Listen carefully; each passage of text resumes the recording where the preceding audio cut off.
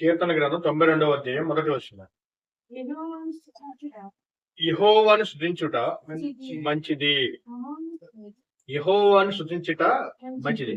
అంటే దేవుణ్ణి స్తుతించేవారు ఎంత మంచిదో దేవుడు లేఖనాలు చెప్తున్నాయి. దేవుణ్ణి స్తుతించే ఆలోచన ప్రతి ఒక్కరికి రావాలి.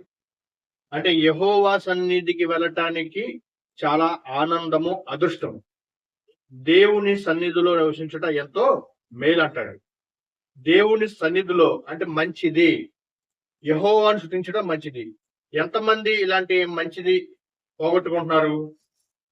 చాలా మంది చూస్తే లోకంలోనే గడుపుతున్నారు. ఎక్కువ శాతం దేవుణ్ణి విడిచిపెట్టేవారే మనకు కనబడతారు. ఎక్కువ శాతం దేవుని నమ్మని వారే కనబడతారు మనకి. నమ్మిన వారు, దేవుని తెలుసుకున్న వారు ఎక్కడ ఉంటారు? యెహోవా సన్నిధిలో ఉంటారు. దేవుని నమ్మాము అనుకున్న వారు, దేవుని అనుకునేవారు, దేవుణ్ణి వెంట వెళ్ళేవారు కూడా చాలా మంది, కొంతమంది ఎక్కడుంటారు? లోకంలోనే గడుపుతూ ఉంటారు. అంటే దేవుడంటే వారికి అర్థమైందంటే ఏ మాత్రం అర్థం అవ్వలేదు. ఎందుకంటే 6 రోజులు దేవుడు పని చేసుకున్నాడు. మనం 7వ రోజు అంటే విశ్రాంతి దినము ఆదివారం పూట 1 గంట దేవుని మాటలు వింటే అది ఆశీర్వాదమే తప్ప అంటే వేరే ఇంకోటి కాదు. అంటే దేవుని సన్నిధికి వెళ్ళాల్సిన ఆలోచన ప్రతి ఒక్కరికి ఉండాలండి. ఎందుకంటే యెహోవాను స్తుతించుట మంచిది, చాలా మంచిదండి. దేవుని స్తుతించాలన్నా, దేవుని ఆరాధించాలన్నా, దేవుడి పనికి వెళ్ళాలన్నా, దేవుడు పని చెయ్యాలన్నా ఎంత ఆనందం ఉంటుందో చూడండి ఒకసారి. మనం అప్పుడప్పుడు కొన్ని మీటింగ్లు చేస్తూ ఉంటాం. మీటింగ్ లో పోస్టులు అంటిస్తాం నైట్ పూట వెళ్ళి. ఎక్కడో ఇనికేపాడు, ప్రసాదం పడి ప్రాంతాలన్నిటిలో నైట్ పూట 10 గంటలకే వెళ్తే తెల్లారి 3 గంటలకు వస్తాం. మైదా పిండి బకెట్ తీసుకొని, ఫ్లెక్సీలు తీసుకొని వెళ్ళి గోడల మీద అంటిస్తూ వస్తూ ఉంటాం. అంటే ఆనందం అది. అంటే పని చేస్తే ఆనందం ఎంత ఆనందం ఉంటుందో పని చేసే వారికే అర్థం అవుతుంది. పని చేయలేనోడికి ఏమీ అర్థం అవుతుంది. ఇప్పుడు ప్రతి ఒక్కరితో మనిషికి అవసరం ఉంటుంది అంటారు. మనిషికి అవసరం లేకపోయినా నువ్వు బ్రతకొచ్చు. కానీ దేవుడు మాత్రం అవసరం ఉంటది. దేవుడితో అవసరం ఉంటది. నాకు దేవుడితో పని లేదు అని అనుకున్నవాడు భూమి మీద ఎవడు గొప్ప పొజిషన్ లో ఉన్నవాడైనా, బాగా దీనస్థితిలో ఉన్నవాడికైనా ఎవరితో అవసరము? దేవునితో ప్రతి ఒక్కరికి అవసరం. నాకు దేవుడితో పని లేదు అన్నవాడు భూమి మీద ఉండడు.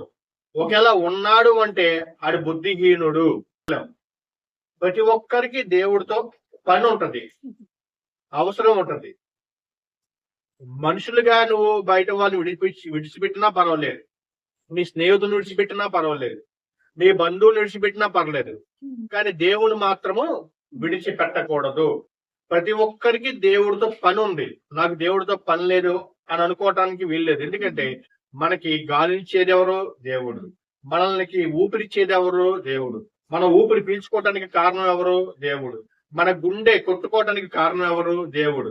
అంటే ఈ ఒక్క క్షణము కూడా మన దేవుడు మనం చూడలేదనుకో, మన పరిస్థితి ఏమవుతుందో ఒక్కసారి ఆలోచించుకోండి. చాలా మంది హాస్పిటల్కి వెళ్తారు.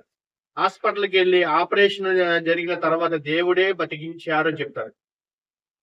చనిపోతున్న అనుకున్న వారు కూడా డాక్టర్లో దేవుడు ఉండి ఆ యొక్క వైద్యము సరైనటువంటి వైద్యం చేసి బతికించారు.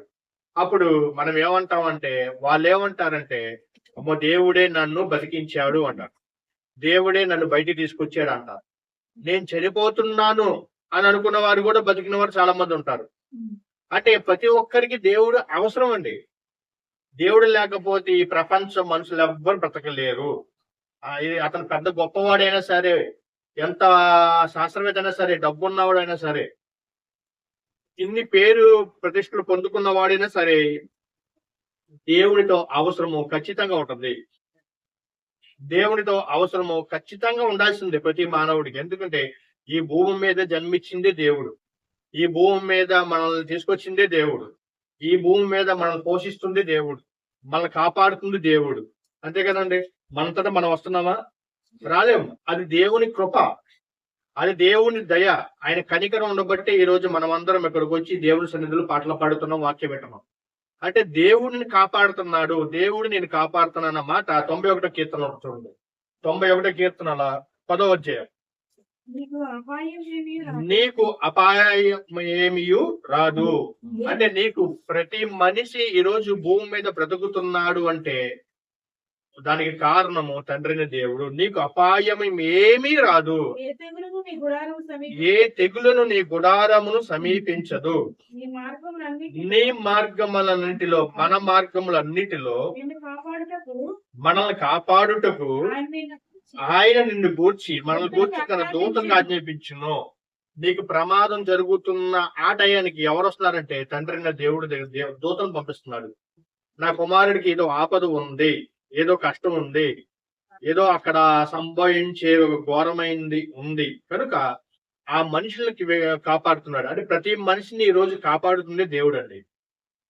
ప్రతి ఒక్కరు చెప్పాల్సిందే, ఎందుకంటే దేవుడు లేకపోతే మనం బ్రతకలేము. దేవుడిచ్చే ఆయుష్ కాలము ఆయన ఇచ్చే భిక్ష మనం అనుకోవచ్చు. ఎందుకంటే ఆయన మనల్ని పోషిస్తున్నాడు, కనికరిస్తున్నాడు. నీ రాకపోకలందు నిన్ను కాపాడుతున్నాడు. ఏ తెగులును నీ గుడారము చేరకుండా ఆయనను కాపాడుతున్నాడు. నీ మార్గములన్నిటిలో నిన్ను కాపాడుతున్నాడు. అంతేకాకుండా నీ నీ పాదములకు రాయి తగలకుండా వారు నిన్ను తమ చేతుల మీద ఎత్తి పట్టుకుందురు. అంటే మనల్ని పోషిస్తుంది దేవుడు. అందుకే మనము ఎల్లప్పుడూ దేవునికి హృదయపూర్వకమైన కృతజ్ఞతాస్తుతులు చెల్లించాలి. ఈ రోజు మనం లెగుస్తున్నామంటే దానికి కారణము దేవుడు. రాత్రి చనిపోయిన వారి సమాజంలో చాలా మంది కనబడతారు. అంటే వారికి ఆయుష్ కాలం లేదు. ఆయుష్ కాలం ఉన్నప్పుడే నువ్వు ఎవరు తెలుసుకోవాలి?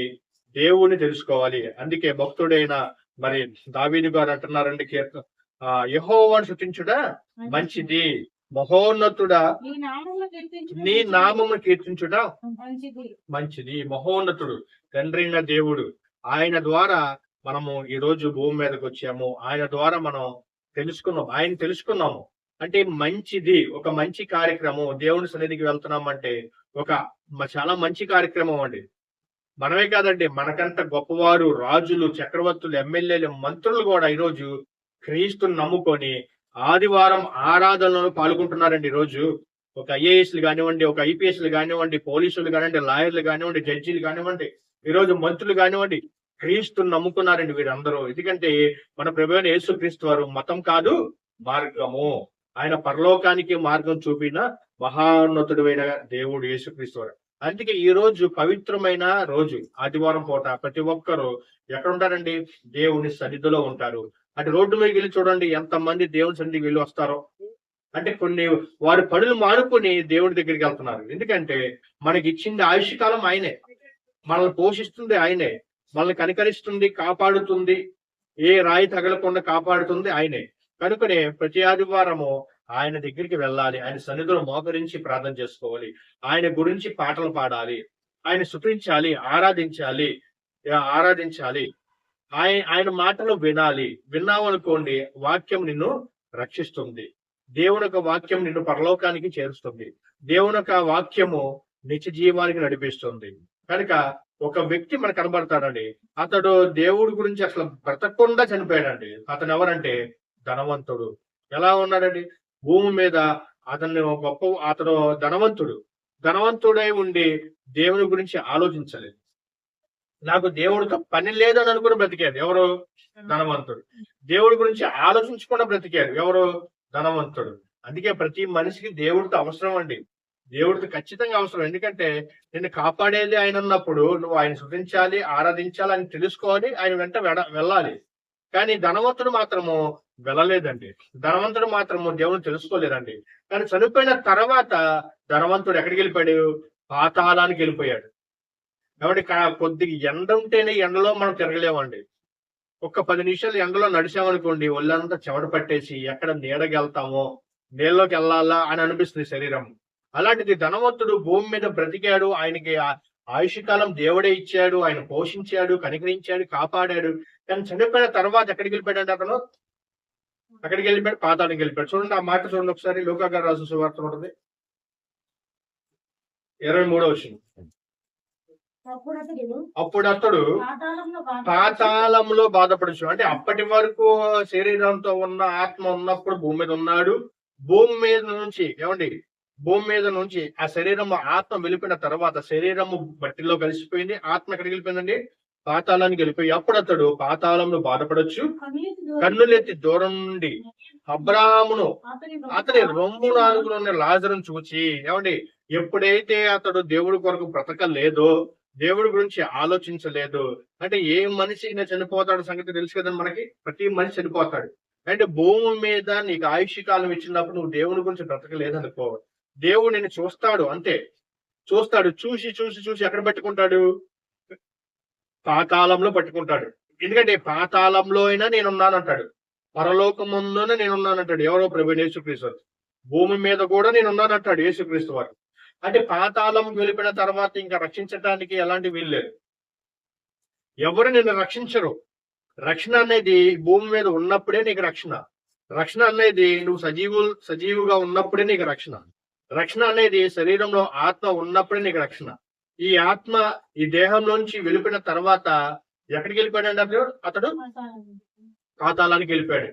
అంటే దేవుడితో పని లేదనుకున్నాడు ఎవరో ధనవంతుడు.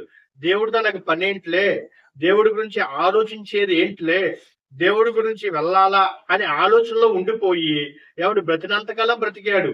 ఎలా బ్రతికాడు? ప్రతిరోజు సుఖంతో బ్రతికాడండి. ఆ అధ్యాయం మొత్తం చదువుకుంటే మీకు అర్థమవుతుంది. ఊదారంగు బట్టలతో చక్కగా ఇస్త్రీ బట్టలు వేసుకొని, ఏమండి, ఎలాంటి బాధలు లేవు ఎవరికి? ధనవంతుడికి. ఎలాంటి చింత లేదు, ఎలాంటి ఇబ్బంది లేదు. ఎందుకంటే ధనవంతుడు, అనేక మంది పనివారు ఉంటారు, అనేక మంది ఆయన చుట్టూ ఉంటారు. కానీ ఆయనకి మరణం వచ్చింది. మరణం వచ్చిన తర్వాత ఈ భూమిని విడిచిపెట్టి వెళ్ళిపోయాడు. వెళ్ళిపోయిన తర్వాత దేవుడు ఆయన పట్టుకున్నాడు. ఎక్కడ? పాతాళంలో పట్టుకొని బాధపడుతున్నాడు. అప్పుడు ఏమంటున్నాడు? తండ్రివైన అబ్రాహామా, ధనవంతుడు చనిపోయి పాతి పెట్టబడిను. 23 వచ్చిన అప్పుడు అతడు పాతాళంలో బాధపడచ్చు, కన్నులెత్తి దూరం నుండి అబ్రాహామా అతని రొమ్మును ఆనుకుని ఉన్న లాజరును చూచి, తండ్రివైన అబ్రాహామా నా యందు కనికరపడి. అంటే తండ్రివైన అబ్రాహామా అక్కడ కనికరపడమంటున్నాడండి. కనికరపడటం అనేది పాతాళంలో ఏం ఉండదండి. భూమి మీదే కనికరపడచ్చు దేవుడు. నువ్వు ఎన్ని తప్పులు చేసినా, ఏమండి, ఎన్ని ఘోరాలు నేరాలు చేసినా కనికరం అనేది, క్షమాపణ అనేది భూమి మీదే ఉంటుంది. సంగతి గుర్తుపెట్టుకోండి. ఇప్పుడు మనం తప్పు చేసేవండి, తప్పు చేసి ఒకవేళ మనం తప్పులు ఒప్పుకోవటానికి యేసుక్రీస్తు వారు మనం రక్షిస్తారు. అవునా? ఎందుకంటే మనం ఇంకా సజీవులుగా ఉన్నాం. తండ్రి, నేను తప్పు చేశాను, అయితే నన్ను క్షమించయ్యా, నేను పాపిని తండ్రి, నన్ను క్షమించు, ఈ వారం నేను చేసిన తప్పులు అని చెప్పి తండ్రి దగ్గరికి వెళ్ళి మోకాలు వేసి ప్రార్థన చేస్తే ఖచ్చితంగా తండ్రి అయిన దేవుడు క్షమిస్తాడు. ఎందుకంటే భూమి మీద తప్పు చేయని వాడు ఎవడు లేడండి. ఎందుకంటే ప్రతి మనిషి ఏదో రకంగా తప్పు చేస్తానే ఉంటారు. కానీ ఆ తప్పులకి ప్రాయశ్చిత్తం ఎక్కడుంది? భూమి మీద ఉంది. ఎందుకంటే మనం సజీవులుగా ఉన్నాము. ఇంకా దేవుని తెలుసుకునే వయసు, ఆరోగ్యం ముందు దేవుడు మనకి ఇచ్చాడు. కనుక మనము భూమి మీద ఉన్నప్పుడే, తండ్రి ఈ వారం నేను రాలేపోయాను, ఆదివారం నన్ను క్షమించయ్యా, నీ పనుల మీద ఎక్కువ ఉండాలి, నన్ను క్షమించయ్యా, ఇగో దేవుడి పనిలో నేను ఇస్తున్నాను, ఈ వారం నేను ఇవ్వలేకపోయాను, ఇగో ఇస్తున్నాను మీటింగ్లు చేయడానికి. ఇవన్నీ ఏంటంటే భూమి మీద మనకి ఇంకా అవకాశం ఉంది. అవకాశం ఉన్నప్పుడు దేవుని వేడుకోవాలి. అవకాశం ఉన్నప్పుడు దేవుణ్ణి మనం క్షమించమని అడగాలి. అవకాశం ఉన్నప్పుడు దేవుని కొరకు బ్రతికి ఆలోచించి కన్నీటితో ప్రార్థన చేసుకోవాలి. కానీ ధనవంతుడికి ఏం లేదు, అవకాశం లేదు. అవకాశం లేదు. భూమి మీద ఉన్నప్పుడు వినలేదు. లాజరు విన్నాడు, కానీ ధనవంతుడు మాత్రము వినలేదండి. తనకి ఇష్టం వచ్చినట్టు బ్రతికాడు, తనకి ఇష్టమైన కూర తిన్నాడు, తనకి ఇష్టమైన జీవితాన్ని గడిపాడు, తనకి ఇష్టమైనట్టు ప్రదేశాలకు వెళ్ళాడు, తనకి ఇష్టమైనట్టు అక్కడ ఉన్న ప్రజలతో పరిపాలించాడు. ఎవరు? ధనవంతుడు. కానీ లాజరు మాత్రము ఎవరి? దేవుడి కొరకు బ్రతికాడు, ప్రియమైన దేవుడు. అందుకే లాజరు ఎక్కడ ఉన్నాడండి? చనిపోయి అతను కూడా పాతి పెట్టబడిను, ధనవంతుడు శరీరం కూడా పాతి పెట్టబడిను. కానీ ఆత్మలో ఎక్కడికి వెళ్ళిపోయాడండి? ధనవంతుడేమో పాతాళానికి వెళ్ళిపోయాడు. ఎవరి? లాజరు అటువంటి కురుపులతో ఉన్న పేదవాడు లాజరు ఎవరి? అబ్రాహాం గారి రొమ్మును అనుకున్నాడండి. అప్పుడు తండ్రివైన అబ్రాహామా అని కేకలేస్తున్నాడు. ఎవరు? ధనవంతుడు. అబ్రాహామా నా యందు కనికరపడి తన వ్రేలుకొని నేల నుంచి నా నాలుగును చల్లార్చుటకు లాజరును పంపము. కాబట్టి అక్కడికి వెళ్ళి బాధపడుతున్నాడండి. అక్కడికి వెళ్ళి బాధపడటంలో ఎలాంటి ఉపయోగం ఉందండి? ఆలోచించండి. కొద్దిగా ఎండేస్తుంది అనుకోండి, ఆ ఎండలో ఉండకపోతే నీడ చూసుకుంటాం. ఆ నీడలోంచి ఇంటికి వెళ్తాం. ఇంట్లోకి వెళ్ళి చల్లటి ఫ్యాన్ వేసుకుంటాం. ఆ ఫ్యాన్ గాలి వచ్చి ఆ గాలికి అమ్మయ్యాన ఊపిరి పీల్చుకుంటాం. ఇంకా గాలి వేడికి వస్తుంది అనుకోండి, ఏం చేసుకుంటాం? ఏసీ ఆన్ చేసుకుంటాం. అంటే మనకు భూమి మీద చల్లటమైన ప్రదేశాలు ఉన్నాయి, కూలింగ్ తెప్పించే ఏసీలు ఉన్నాయి. కానీ ఇక పాతాళంలో ధనవంతుడు వెళ్ళిపోయాడు కదండి, పాతాళంలో ఆత్మ కాలిపోతుంది కదండి. ఆత్మ కాలిపోవటానికి ఏమంటే లాజరును పంపించమన్నాడు. తన రేలుకొన ఉన్న నీటి బొట్టుతో నా నాలుకను చల్లార్చమని ధనవంతుడు బాధపడుతున్నాడంటే ఒకసారి ఆలోచన ప్రియమైన దేవుడులారా. ఈ భూమి మీద ఉన్నప్పుడే దేవుని గురించి ఆలోచించాలి, నేర్చుకోవాలి. దేవుడు పనిలో ఉండాలి, దేవుడికి సహాయం చేస్తూ ఉండాలి ప్రియమైన దేవుడులారా. నా ఇష్టం వచ్చినట్టు నేను బ్రతికేయాలి అని అనుకుంటే ధనవంతుడు ఎక్కడికి వెళ్ళిపోయాడండి? పాతాళానికి వెళ్ళిపోయాడు. పాతాళానికి వెళ్ళిపోయి బాధపడుతూ ఉన్నాడు. అక్కడ ఎలాంటి బాధపడినా ఉపయోగం లేదండి. బాధ అనేది భూమి మీదే ఉంటది. ఎందుకంటే నువ్వు పశ్చాత్తాపం అనేది భూమి మీదే ఉంటది. నీకు మారు మనసు అనేది భూమి మీదే ఉంటది. నువ్వు పాప క్షమాపణ అనుకునేది భూమి మీదే ఉంటది. భూమి మీద నువ్వు సజీవులుగా ఉన్నప్పుడే దేవుణ్ణి స్తుతించాలి, ఆరాధించాలి, ప్రార్థన చేసుకోవాలి, బాప్తీసం తీసుకోవాలి. ఎందుకంటే బాప్తీసం అనేది భూమి మీదేనండి.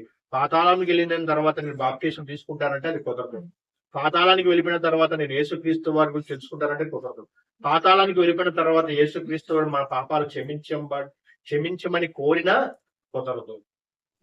కుదరదు గనుక పాతాళంలో ఉన్న ఈ ధనవంతుడు లాజరును చూసి ఏమంటాడంటే, నా నాలుగును చల్లార్చుకుంటూ లాజరును పంపుము, నేను ఈ అగ్ని జ్వాలలో యాతన పడుచున్నానని కేకలు వేసిను. అందుకు అబ్రాహము, కుమారుడా, అబ్రాహం గారిని మాట్లాడుతాను, కుమారుడు, నీవు నీ జీవిత కాలం మందు నీకు ఇష్టమైనట్టు నువ్వు దేవుడి గురించి తెలుసుకోలేదు, దేవుడి గురించి ఆలోచించలేదు. నేను నీకు నా జన్మ ఇచ్చాను, నీ జన్మ వెనక పరమార్థం ఉంది. తండ్రిన దేవుణ్ణి తెలుసుకోలేదు. నిన్ను పోషించాను, కనికరించాను, కాపాడాను. చివరి వరకు నేను చూస్తూ ఉన్నాను. కానీ మరణం వచ్చింది. నువ్వు జీవించిన జీవితం అంతా వ్యర్థంగా గడిపావు కదా. నువ్వు జీవించిన జీవితం అంతా నా కొరకు బ్రతకలేదు కదా. నువ్వు జీవించిన జీవితం అంతా వారి కొరకు, వీరి కొరకు, చుట్టాల కొరకు, బంధువుల కొరకు, స్నేహితుల కొరకు బ్రతికేవు కదా. నువ్వు జీవించే జీవితం మొత్తం వ్యర్థంగా బ్రతికేసేసి ఇప్పుడు లాజరును పంపించమనటానికి అదేమన్నా సాధ్యపడుతుందా ప్రియమైన దేవుడి పిల్లలు? అదేమన్నా అక్కడి నుంచి ఇక్కడికి వస్తాడండి లాజరు? రాడు. ఎందుకంటే ఇక్కడికి అక్కడికి మధ్యలో ఏముంది? మహా అగాధం ఉంది ప్రియమైన దేవుడి పిల్లలు. అంటే అక్కడి నుంచి ఇక్కడ రావడానికి వీలు లేదు, ఇక్కడ నుంచి అక్కడికి వెళ్తానికి వీలు లేదు. కనుక వీలు లేనటువంటి ప్రదేశంలోకి వెళ్లకుండా ఉండటానికి ఈ భూమి మీద నీకు ఆయుష్నిచ్చాడు వారికి. అంటే మన పరదేశికి వెళ్ళాలి.